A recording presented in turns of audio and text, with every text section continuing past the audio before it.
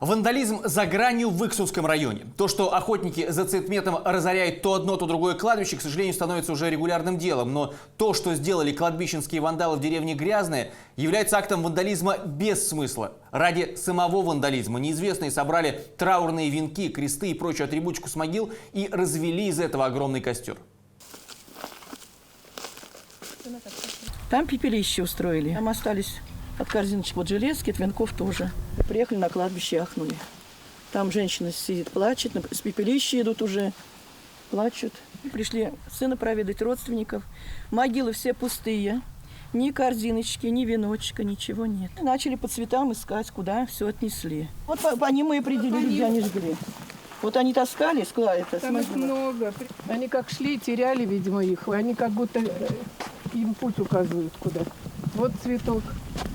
Вон цветок еще один. Вот здесь все от венков. Так, сжигали, наносили.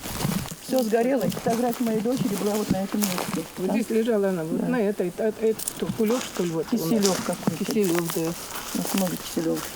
Все сожжено.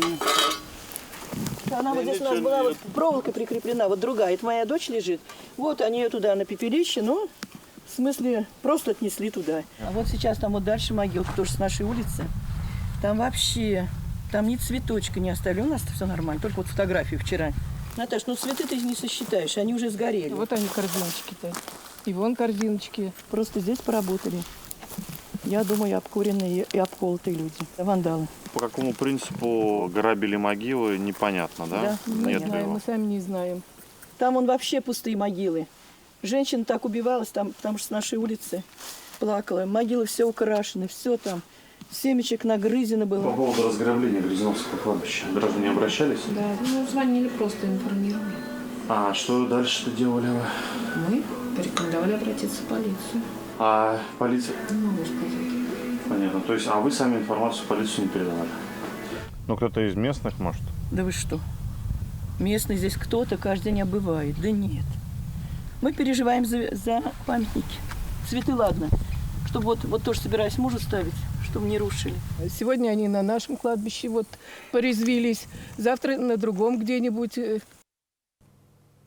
Кстати, в полиции сообщили, что проводят по данному факту проверку, но учитывая то, что после многочисленных разграблений кладбищ во многих городах области охотниками за цветметом этих самых вандалов-охотников найти так и не удалось, поиски этих новых вандалов, видимо, будут крайне трудными.